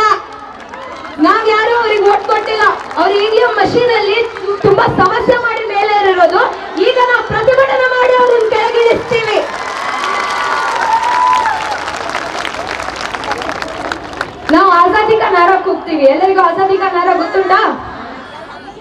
ಅರೆ ತುಮ್ ಕ್ಯಾ ಚಾಹೋ, ಆಜಾದಿ ಅಂತ ಹೇಳ್ಬೇಕು. ಆಜಾದಿ ಅಂದ್ರೆ ಸ್ವಾತಂತ್ರ್ಯ. ಅರೆ ತುಮ್ ಕ್ಯಾ ಚಾಹೋ, ಅರೆ ಹಮ್ ಕ್ಯಾ ಚಾಹೆ, छीन के बोलो, जोर से बोलो, ये शान हमारी, ये शान हमारी, ये हमारी। अरे जोर से बोलो, चिल्ला के बोलो, छीन के बोलो, धीरे से बोलो। कश्मीर मांगे, असम मांगे, त्रिपुरा मांगे, कर्नाटक मांगे, कर्नाटक मांगे, स्टूडेंट्स मांगे, औरतें मांगे, ट्रांस पीपल मांगे। हमें क्या चाहिए? हमें क्या चाहिए? मनुवाद से, मनुवाद से, ब्राह्मणवाद से, संघर्ष से बोलो, बीच मोदी से। क्या चाहिए? हाथ बुलंद करके प्ले कार्ड उठाकर बोलिए, आजादी, आजादी, आजादी, अरे आजादी भाई आजादी, अरे आजादी भाई आजादी। ನೀವು NRC ಬಗ್ಗೆ ಮಾತಾಡ್ತೀರಾ? ಅಸ್ಸಾಂನಂತಹ ಪುಟ್ಟ ರಾಜ್ಯದಲ್ಲಿ ನಿಮ್ಗೆ NRC ನ ಸರಿ ಕಟ್ ಮಾಡ್ಲಿಕ್ಕೆ ಆಗಿಲ್ಲ. ಇನ್ ಕರ್ನಾಟಕದಂತಹ ರಾಜ್ಯದಲ್ಲಿ ಏನ್ NRC ಮಾಡ್ತೀರಾ ನೀವು? ಆಗಲ್ಲ ನಿಮ್ಗೆ NRC ಮಾಡ್ಲಿಕ್ಕೆ. ನೀವು NRC ಅನ್ನ 2017ರಿಂದ ಅಸ್ಸಾಂನಲ್ಲಿ ಜಾರಿ ಮಾಡಿದ್ರಿ. ಆದ್ರೂ 40 ಲಕ್ಷ ಜನರನ್ನ ಮೊದಲನೇ ಲಿಸ್ಟ್ ಇಂದ ಹೊರಗಿಟ್ರಿ. ಎರಡನೇ ಲಿಸ್ಟ್ ಅಲ್ಲಿ 19 ಲಕ್ಷ ಜನರನ್ನ ಹೊರಗಿಟ್ರಿ ಆ ಲಿಸ್ಟ್ ಇಂದ. ಆ 19 ಲಕ್ಷದಲ್ಲಿ 14 ಲಕ್ಷ ಜನ ಹಿಂದೂಗಳಾಗಿದ್ರು. ಇದು ಕಾನೂನು ಕೇವಲ ಮುಸ್ಲಿಮರನ್ನ ಎಫೆಕ್ಟ್ ಆಗೋದಿಲ್ಲ, ಇದು ಹಿಂದೂಗಳಿಗೂ ಎಫೆಕ್ಟ್ ಆಗುತ್ತೆ, ಇದು ದಲಿತರಿಗೂ ಎಫೆಕ್ಟ್ ಆಗುತ್ತೆ, ಇದು ಮಹಿಳೆಯರಿಗೂ ಎಫೆಕ್ಟ್ ಆಗುತ್ತೆ. ಮಹಿಳೆಯರಿಗೆ ಹೇಗೆ ಎಫೆಕ್ಟ್ ಆಗುತ್ತೆ? ಮಹಿಳೆಯರು ಮದ್ವೆ ಆಗೋಕ್ಕಿಂತ ಮುಂಚೆ ಒಂದು ಹೆಸರಿಡ್ತಾರೆ, ಮದ್ವೆ ಆದ್ಮೇಲೆ ಅವರ ಹೆಸರನ್ನ ಚೇಂಜ್ ಮಾಡ್ತಾರೆ. ಈ NRC ನಲ್ಲಿ ಹೆಸರು ಚೇಂಜ್ ಆಗಿದ್ರೆ, ಸ್ಪೆಲ್ಲಿಂಗ್ ಮಿಸ್ಟೇಕ್ ಆಗಿದ್ರೆ ನಿಮ್ಮನ್ನ ಶಂಕಿತ ಭಾರತೀಯರು ಅಂತ ಘೋಷಣೆ ಮಾಡ್ತಾರೆ. ನೀವು ಸಂವಿಧಾನಕ್ಕೆ ಅಟ್ಯಾಕ್ ಮಾಡ್ತಿದ್ದೀರಾ, ಅದಕ್ಕೆ ನಾವು ನಿಮ್ಮ ಮೇಲೆ ಅಟ್ಯಾಕ್ ಮಾಡ್ತಾ ಇದ್ದೀವಿ. ನಿನ್ನೆ ನೀವು JNU ನಲ್ಲಿ ಏನ್ ಮಾಡಿದ್ರಿ ಅದು ನಾವು ಯಾವತ್ತೂ ಮರೆಯಲ್ಲ. ಈಗ ನಿಮ್ಮ ಮಕ್ಕಳು ಶಾಲೆಗೆ ಹೋಗ್ತಾರೆ, ಅವ್ರ ಮೇಲೆ ನಾಳೆ ಪೊಲೀಸರು ಬಂದು ದಬ್ಬಾಳಿಕೆ ಮಾಡಿದ್ರೆ ನೀವೆಲ್ಲ ಸುಮ್ಮನಿರ್ತೀರಾ? ನಿಮ್ಮ ಮಕ್ಕಳನ್ನ ಪೊಲೀಸರು ABVP ಗೂಂಡಾಗಳು ಬಂದು ಹೊಡೆದ್ರೆ ನೀವು ಸುಮ್ಮನಿರ್ತೀರಾ? JNU ನಲ್ಲಿ ನಿಮ್ಮ ಮಕ್ಕಳ ಏಜ್ ನಲ್ಲಿರೋರೆ, ನಿಮ್ಮ ಮಕ್ಕಳು ತರದವ್ರ ಮೇಲೇನೆ ಹಲ್ಲೆ ಮಾಡಿದ್ದಾರೆ. ಈಗ ನೀವು मेरी माँ बहनों के लोगों ने, ये गांधी जी का मुल्क है, यहाँ के लोगों ने इस देश की आज़ादी के लिए जद्दोजहद की है। हर रंग नस्ल हर मजहब रखता है, एक संविधान रखता है।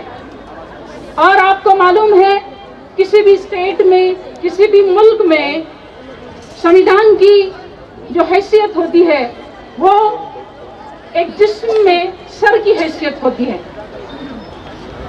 जहां सर नहीं है वहां जिस्म की क्या हकीकत है? आज हम देखते हैं कि ये दस्तूर की धज्जियां उड़ाई जा रही हैं। हमारे दस्तूर में जो बाबा साहेब अंबेडकर की टीम ने कंपोज किया था, जिसमें इक्वालिटी, इसके अंदर मसावत, जस्टिस, फ्रेटर्निटी और की दावत, इसकी बात आई है, तो ये कॉन्स्टिट्यूशन का आज उल्लंघन किया जा रहा है। इस CAA का जो कानून आया है, इस कानून के तहत एक धर्म को तफरीक के जरिए एक धर्म को अलग करके सिटीजनशिप देने की बात बताई जा रही है और मखसूस मुकामात का नाम लिया गया है जहाँ के मखसूस लोगों को सिटीजनशिप दिया गया। ನಾನಿಲ್ಲಿ ಪ್ರೊಟೆಸ್ಟ್ ಮಾಡ್ಲಿಕ್ಕೆ ಬಂದಿದ್ದೀನಿ CAA ವಿರುದ್ಧ, NRC ವಿರುದ್ಧ ಮತ್ತು NPC ವಿರುದ್ಧ. ನಾನು ಮೊದಲು ಮೋದಿ ಮತ್ತು BJP ಸರ್ಕಾರದ ವಿರುದ್ಧ ಇಲ್ಲಿ ಪ್ರತಿಭಟನೆ ಮಾಡಲಿಕ್ಕೆ ಬಂದಿದ್ದೀನಿ. ಯಾಕಂದರೆ ಅವರು ಈ ಅಸಂವಿಧಾನಿಕ ಕಾಯ್ದೆ CAA ಅನ್ನೋದನ್ನ ಜಾರಿಗೆ ತಂದಿದ್ದಾರೆ. ಈ CAA ಕಾಯ್ದೆ ಮುಸ್ಲಿಮರನ್ನ ತನ್ನ ಕಾಯ್ದೆಯಿಂದ ಹೊರಗಿಡುತ್ತೆ. ಆದರೆ ನಮ್ಮ ಸಂವಿಧಾನ ಹೇಳುತ್ತೆ ಸಂವಿಧಾನದ ಮುಂದೆ ಎಲ್ಲರೂ ಒಂದು ಅಂತ. ಅದು ಹೇಗೆ BJP ಅಮಿತ್ ಶಾ ಸರ್ಕಾರ ಮುಸ್ಲಿಮರನ್ನ ಹೊರಗಿಡ್ತು ಈ ಕಾನೂನಲ್ಲಿ? ಅವರು ಬಾಂಗ್ಲಾದೇಶ ಮತ್ತು ಪಾಕಿಸ್ತಾನ, ಅಫ್ಘಾನಿಸ್ತಾನ ಈ ರಾಷ್ಟ್ರಗಳನ್ನು ಮಾತ್ರ ಈ ಕಾಯ್ದೆಯಲ್ಲಿ ಒಟ್ಟಿಗೆ ಮಾಡಿದ್ದಾರೆ, ಈ ಕಾಯ್ದೆಯಲ್ಲಿ ಇನ್ಕ್ಲೂಡ್ ಮಾಡಿದ್ದಾರೆ.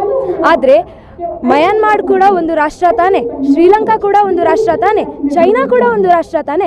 ಅಲ್ಲಿ ಯಾಕೆ ಜನರ ಮೇಲೆ ಶೋಷಣೆ ನಡೆಯಲ್ವಾ? ಅಲ್ಲಿ ಯಾಕೆ ಉಯ್ಘರ್ ಅವರು ಇಲ್ವಾ? ರೋಹಿಂಗ್ಯಾಗಳು ಇಲ್ವಾ? ಶ್ರೀಲಂಕನ್ ತಮಿಳಿಯನ್ಗಳು ಇಲ್ವಾ? ಅವ್ರನ್ನ ಯಾಕೆ ಹೊರಗಿಟ್ಟಿದ್ದಾರೆ? ಅವರು ಹೇಳ್ತಾರೆ ಡಿಸೆಂಬರ್ 31, 2014 ಮುಂಚೆ ಬಂದವರು ಎಲ್ಲ ವಲಸಿಗರನ್ನು ನಾವು ಭಾರತೀಯ ಪೌರತ್ವ ಕೊಡ್ತೀವಿ ಅಂತ ಹೇಳ್ತಾರೆ. ಆದರೆ ಅದರ ಆದಮೇಲೆ ಆ ರಾಷ್ಟ್ರಗಳಲ್ಲಿ ಶೋಷಣೆ ನಡೆದಿಲ್ವಾ ಜನರ ಮೇಲೆ? ಅವರನ್ನು ಎಲ್ಲ ಯಾಕೆ ಹೊರಗಿಟ್ಟಿದ್ದಾರೆ? NRCಯಲ್ಲಿ ನಿಮ್ಮನ್ನು ಡೌಟ್ಫುಲ್ ಸಿಟಿಸನ್ಸ್ ಅಂತ ಮಾರ್ಕ್ ಮಾಡ್ಬೋದು, ನೀವು ಶಂಕಿತ ಭಾರತೀಯರು ಅಂತ NRC ಕಾಯ್ದೆ ಅಡಿಯಲ್ಲಿ ಹೇಳ್ಬೋದು. ಅದು ಹೇಗೆ ಕಾನೂನು ಹೇಳುತ್ತೆ? ನಾವು ಇದೇ ರಾಷ್ಟ್ರದಲ್ಲಿ ಹುಟ್ಟಿ ಬೆಳೆದವರು, ಇದೇ ರಾಷ್ಟ್ರದಲ್ಲಿ ಸಾಯೋರು. ನನ್ನ ಅಪ್ಪ ಅಮ್ಮ ಇರ್ಬೋದು, ನನ್ನ ಅಜ್ಜ ಇರ್ಬೋದು, ನನ್ನ ಮುತ್ತಾತ ಇರ್ಬೋದು, ಇದೇ ಭಾರತದ ಮಣ್ಣಲ್ಲಿ ಅವ್ರು ಹುಟ್ಟಿದ್ದು. ಎಷ್ಟು ಜನ ಮುಸ್ಲಿಮರು, ಎಷ್ಟು ಜನ ದಲಿತರು, ಎಷ್ಟು ಜನ ಈ ಸ್ವಾತಂತ್ರ್ಯಕ್ಕೋಸ್ಕರ ಅವ್ರು ಹೋರಾಡಲಿಲ್ಲ. ಈಗ ಮೋದಿ ಸರ್ಕಾರ, ಈಗ BJP ಸರ್ಕಾರ ಬಂದು ಹೇಳುತ್ತೆ ನೀವೆಲ್ಲ ಬೇರೆ ಬೇರೆ ಅಂತ. ಒಂದು ಕಣ್ಣಿಗೆ ಸುಣ್ಣ, ಒಂದು ಕಣ್ಣಿಗೆ ಬೆಣ್ಣೆಯನ್ನು ಅವ್ರು ಹೇಗೆ ಬಿಡ್ತಾರೆ? ನಾನು ಎಲ್ಲ ಕರ್ನಾಟಕದ ಸ್ಟೂಡೆಂಟ್ಸ್ ಪರವಾಗಿ ಮಾತಾಡ್ತಾ ಇದ್ದೀನಿ. ನಾವು ಸ್ಟೂಡೆಂಟ್ಸ್ಗಳು ಎಲ್ಲಿ ತನಕ NRCಯನ್ನು ಕರ್ನಾಟಕದಿಂದ ಹಿಂದೆ ಪಡೆಯೋದಿಲ್ವೋ ಅಲ್ಲಿ ತನಕ ನಾವು ಹೋರಾಟವನ್ನು ಮಾಡ್ತೀವಿ. ಈ ಮೋದಿ ಮತ್ತು ಅಮಿತ್ ಶಾನ ನೋಡಿದ್ರು ನೀವು, ಅವ್ರ ಮಧ್ಯೆ ಒಂದು ಸಂವಾದ ಇಲ್ಲ. ಅವರು ಬೇರೆ ಬೇರೆ ಸ್ಟೇಟ್ಮೆಂಟ್ಗಳನ್ನು ಕೊಡ್ತಾರೆ. ಅಮಿತ್ ಶಾ ಅವರು ಹೇಳ್ತಾರೆ ಇಡೀ ದೇಶದಲ್ಲಿ NRC ಜಾರಿಯಾಗುತ್ತೆ ಅಂತ. ಮೋದಿ ಅವರು ಹೇಳಿಕೆ ಕೊಟ್ಟಿದ್ದಾರೆ ನಾವು NRC ಬಗ್ಗೆ ಮಾತಾಡಲೇ ಇಲ್ಲ ಅಂತ. ನಿಮ್ಮ ಮಧ್ಯೆನೇ ಒಂದು ಸಂವಾದ ಇಲ್ಲ, ನಿಮ್ಮ ಮಧ್ಯೆನೇ ಕಮ್ಯುನಿಕೇಷನ್ ಇಲ್ಲ ಅಂದರೆ ನೀವು ಇಡೀ ಭಾರತದಂತಹ ರಾಷ್ಟ್ರದನ್ನು ಹೇಗೆ ನಡೆಸ್ತಾ ಇದ್ದೀರಾ? ನೀವು ರಾಷ್ಟ್ರ ನಡೆಸೋದು ಬೇಡ, ಮೊದಲು ಸರಿಯಾದ ಕಾನೂನನ್ನು ತನ್ನಿ. ಮೊದಲು ನಮಗೆ ನಿರುದ್ಯೋಗದ ಬಗ್ಗೆ ಮಾತಾಡಿ ಕಣ್ರಿ. ನಮ್ಮ GDP ಕುಸಿತಾ ಇದೆ, ನಮ್ಮ ಆರ್ಥಿಕತೆ ಕುಸಿತಾ ಇದೆ, ಜನರು ಹಸಿವಿನಿಂದ ಸಾಯ್ತಾ ಇದ್ದಾರೆ, ಸ್ಲಮ್ಗಳು ಹೆಚ್ಚಾಗ್ತಾ ಇವೆ. ಅದಾನಿ, ಅಂಬಾನಿ, ಮಲ್ಯದಂತಹ, ನೀರವ್ ಮೋದಿ ಅಂತಹ ಬಂಡವಾಳಶಾಹಿಗಳು ಈ ದೇಶವನ್ನು ಬಿಟ್ಟು ಓಡ್ ಹೋಗ್ತಾ ಇದ್ದಾರೆ. ಅಂಥವರನ್ನು ಹೊರಗೆ ತನ್ನಿ. ಸ್ವಿಸ್ ಬ್ಯಾಂಕಿನಿಂದ ನೀವು ಹಣವನ್ನು ತರ್ತೀನಿ ಅಂತ ಹೇಳಿದ್ರಿ, ಭ್ರಷ್ಟಾಚಾರವನ್ನು ನಿರ್ಮೂಲನೆ ಮಾಡ್ತೀರಿ ಅಂತ ಹೇಳಿದ್ರಿ. ಅದನ್ನು ಫಸ್ಟ್ ಮಾಡಿ. ಯಾರು ನಿಮಗೆ ಬಾಬ್ರಿ ಮಸೀದಿ ಅದು ಮೊದಲು ಹೇಳ್ತೀನಿ, ನಮಗೆ ಬಾಬ್ರಿ ಮಸೀದಿ ಒಡೆದವರು ಹೇಗೆ ಶಾಂತಿಯುತವಾಗಿ ಪ್ರತಿಭಟನೆ ಮಾಡಬೇಕು ಅಂತ ಹೇಳೋದು ಬೇಡ. ನಮಗೆ ಬಸ್ಗಳನ್ನು ಒಡೆದು ಹಾಕಬೇಡಿ ಅಂತ ಹೇಳೋರು ಯಾರು ಗೊತ್ತಾ?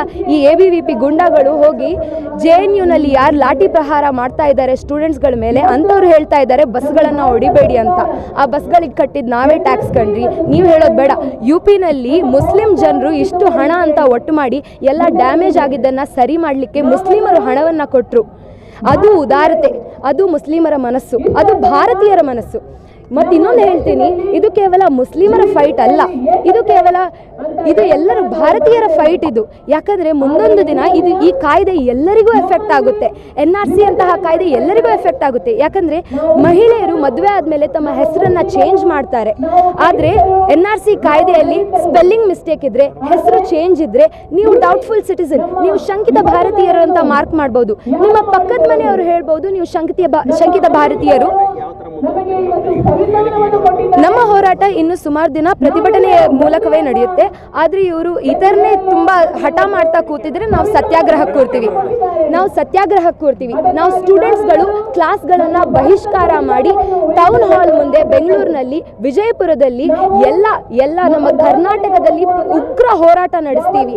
ನಾವು ಹಸಿವಿನಿಂದ ಸಾಯ್ತೀವಿ, ಆದರೆ NRCಯನ್ನು ಕರ್ನಾಟಕದಲ್ಲಿ ಜಾರಿಯಾಗಲಿಕ್ಕೆ ಬಿಡಲ್ಲ. ಜೈ ಭೀಮ್. ಗೋಧ್ರಾ ರೈಟ್ಸ್ ಬಗ್ಗೆ ಕೇಳಿದ್ದೀರಾ ಸರ್? ಗೋಧ್ರಾ ಬಗ್ಗೆ ಕೇಳಿದ್ದೀರಾ? ರಾಣಾ ಆಯೂಬ್ ಅನ್ನೋ ಜರ್ನಲಿಸ್ಟ್ ಅವರು ಅಂಡರ್ ಕವರ್ ಒಂದು ಆಪರೇಷನ್ ಮಾಡ್ತಾರೆ ತೆಹಲ್ಕಾಯಿಂದ. ಅದರಲ್ಲಿ ಗೊತ್ತಾಗುತ್ತೆ ಸುಮಾರು ಜನ ಆಫೀಸರ್ಗಳು, ಸುಮಾರು ಜನ ಅಧಿಕಾರಿಗಳು ಈ ಅಮಿತ್ ಶಾ ಅವರ ನಿರ್ದೇಶನದ ಮೇರೆಗೆ ಮುಸ್ಲಿಮರನ್ನ ಗುಜರಾತ್ನಲ್ಲಿ ಕೊಂದು ಹಾಕಿದ್ರು ಅಂತ. ಆದರೆ ಇದು ಕೋರ್ಟ್ನಲ್ಲಿ ಸಾಬೀತಾಗೋದಿಲ್ಲ. ಯಾಕೆ? ಈ ಕೋರ್ಟ್ ಕೂಡ ಅವರ ಕೆಳಗೇನೇ ಇದೆ. ಈ ಕೋರ್ಟ್ ಜಡ್ಜ್ಗಳು ಅವರ ಆಡಳಿತ ವರ್ಗದ ಅಡಿಯಲ್ಲಿದ್ದಾರೆ. ಅದಕ್ಕೆ ಅವರು ಇದು ಹೇಗಾಗಿದೆ ಅಂದರೆ, ಯೋಗಿ ಆದಿತ್ಯನಾಥ್ ಅವರು ಕೂಡ UPನಲ್ಲಿ ಬಹಳ ಗುಂಡಾಗಿರಿ ನಡೆಸ್ತಾ ಇದ್ದಾರೆ. ಮೊನ್ನೆ ಅಷ್ಟೇ ಅನಾಥ ಮಕ್ಕಳ ಮೇಲೆ ಪೊಲೀಸರು ರೇಪ್ ನಡೆಸಿದ್ದಾರೆ. ಇದ್ರ ಬಗ್ಗೆ ಮೀಡಿಯಾ ಯಾಕೆ ಮಾತಾಡ್ತಾ ಇಲ್ಲ?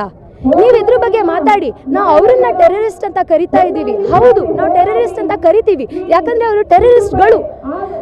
ಯೋಗಿ ಆದಿತ್ಯನಾಥ್ ಮೇಲೆ ಎಷ್ಟು ಕೇಸ್ಗಳಿಲ್ಲ, ಅವ್ರ ಹತ್ರ ಗನ್ ಇದೆ ಕಣ್ರಿ, ಅವ್ರ ಹತ್ರ ಗನ್ ಲೈಸೆನ್ಸ್ ಇದೆ. ಇದ್ರ ಬಗ್ಗೆ ನಿಮ್ಗೆ ಗೊತ್ತುಂಟಾ? ಅವರು ಟೆರರಿಸ್ಟ್ಗಳೇ ಕಣ್ರಿ, ಅದಕ್ಕೆ ನಾವು ಅವರನ್ನ ಟೆರರಿಸ್ಟ್ ಅಂತ ಕರಿತೀವಿ. ಟೆರರಿಸ್ಟ್ ಅಂತ ಕರೀದಿದ್ರೆ ಮತ್ತೇನಂತ ಕರೀಲಿ? ಮೋದಿಜಿಯವರು ಹೇಳ್ತಾರೆ ಬಟ್ಟೆಯಿಂದಾನೇ ಗೊತ್ತಾಗುತ್ತೆ ಅಂತ, ಮುಸ್ಲಿಮರಿಗೆ ಅವರು ಟಾಂಟ್ ಕೊಡ್ತಾರೆ. ಯಾರು ಕಣ್ರಿ ನೀವು ಹೇಳ್ತೀರಾ ಉಗ್ರರು ಅಂತ? ನಮಗೂ ಬರುತ್ತೆ ಹೋರಾಟ, ನಾವು ಕಾನೂನು ಓದಿದ್ದೀವಿ, ನನಗೂ 19 ವರ್ಷ, ನಾನು ಕಾಲೇಜಿಗೆ ಹೋಗ್ತೀನಿ, ನನಗೂ ಅಕ್ಷರ ಕಲಿಸಿದ್ದಾರೆ ನಮ್ಮ ಅಪ್ಪ ಅಮ್ಮ. ನಾವು ನಿಜ ಓದಿನೇ ಹೇಳ್ತಾ ಇರೋದು ಮೋದಿ ಮತ್ತು ಅಮಿತ್ ಶಾ ಎಂಥ ಟೆರರಿಸ್ಟ್ಗಳು ಅಂತ. ನಾನು ಹೇಳ್ತೀನಿ, ನಾನು ಹೆದರಿಕೆ ಪಡಲ್ಲ. ಈ ABVP ಗೂಂಡಾಗಳು, ಈ RSS ಗೂಂಡಾಗಳಿಗೆ ನಾವು ಹೆದರಲ್ಲ. ನಾವು ವಿದ್ಯಾರ್ಥಿಗಳು ಎಷ್ಟಂತ ಹೆದರ್ಕೊಂಡು ಒಳಗೆ ಕೂರೋದು? ನಾವು ಸುಮ್ಮನೆ ಹೆದರ್ಕೊಂಡು ಒಳಗೆ ಕೂತ್ಕೊಂಡ್ರೆ ಅವ್ರು ನಮ್ಮನ್ನು ಮನೆಯಿಂದ ಹೊರಗೆ ಕರ್ಕೊಂಡು ಬಂದು ನಮ್ಮನ್ನು ರೋಡ್ ಮೇಲೆ ಇಳಿದು ಹೊಡೆದಾಕ್ತಾರೆ. ನಾವು ಅದಕ್ಕೆ ಈಗ ರೋಡ್ ಮೇಲೆ ಇಳಿದು ಪ್ರತಿಭಟನೆ ಮಾಡ್ತಾ ಇದ್ದೀವಿ. ನಂಗೆ ಜೀವ ಬೆದರಿಕೆ ಇಲ್ಲ ಸರ್, ಇನ್ನು ನಂಗಿಲ್ಲ ಸರ್, ನನಗೆ ಜೀವ ಬೆದರಿಕೆ ಇಲ್ಲ. ಆದರೆ ನಮ್ಮ ಲಾಯರ್ಗಳಿಗೆ ತುಂಬ ಕಾಲ್ ಬರ್ತಾ ಇದೆ, ಇದ್ರ ಬಗ್ಗೆ ನಾನು ಹೇಳ್ತೀನಿ. न्यूज़ नेशन के लेटेस्ट न्यूज़ों को अपने मोबाइल में देखने के लिए यूट्यूब में बी न्यूज़ नेशन के चैनल के सब्सक्राइब आइकॉन को दबाएं और फिर बेल आइकॉन को दबाने पर आप लेटेस्ट न्यूज़ों को देख सकते हैं।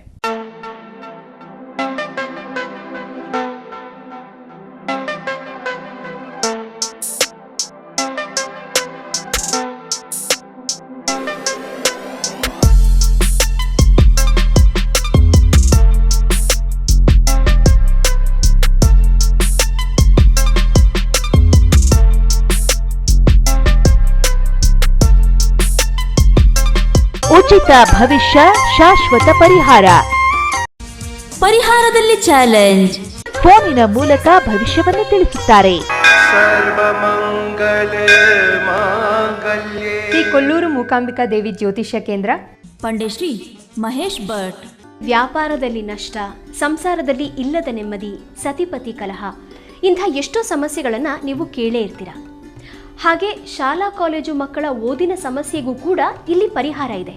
ಹಾಗೆ ಯಾರ ಹತ್ರನೂ ಹೇಳ್ಕೊಳಕ್ಕಾಗದೇ ಇರುವಂತಹ ಹೆಣ್ಣು ಮಕ್ಕಳ ಸಮಸ್ಯೆ ಇರಬಹುದು, ಮಹಿಳೆಯರನ್ನು ಕಾಡುವಂತಹ ಸಂತಾನ ಸಮಸ್ಯೆ ಇರಬಹುದು, ಇವೆಲ್ಲದಕ್ಕೂ ಇಲ್ಲಿ ಶಾಶ್ವತವಾದ ಪರಿಹಾರ ಇದೆ. ಹೀಗೆ ಹಲವು ಸಮಸ್ಯೆಗಳು ನಿಮ್ಮನ್ನು ಕಾಡ್ತಾ ಇದ್ದರೆ ಇಲ್ಲಿ ನಿಮ್ಮ ಹೆಸರು ಮತ್ತು ಪರಿಚಯವನ್ನು ಗೌಪ್ಯವಾಗಿ ಇಡಲಾಗುತ್ತದೆ. ನಿಮ್ಮ ಎಲ್ಲ ಸಮಸ್ಯೆಗಳಿಗೂ ಕೇರಳೀಯ ಪುರಾತನ ಬ್ರಹ್ಮವಿದ್ಯೆಯಿಂದ ಕೇವಲ 5 ದಿನದಲ್ಲಿ 100% 100% ಪರಿಹಾರ ಇವರಲ್ಲಿ ಶತಸಿದ್ಧ.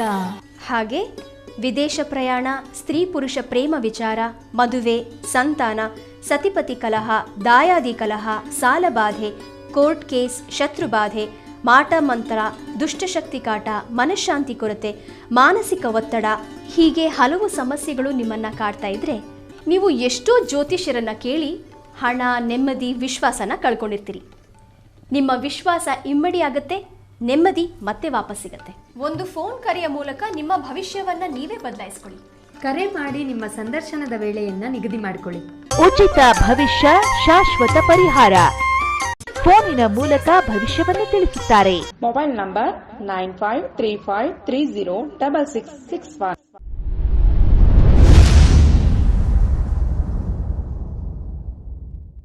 ಪ್ರತಿ ವರ್ಷದಂತೆ ಈ ವರ್ಷವೂ ಸಹ ಸರ್ವಧರ್ಮ ಸಾಮೂಹಿಕ ವಿವಾಹ ನಡೆಯಲಿದೆ.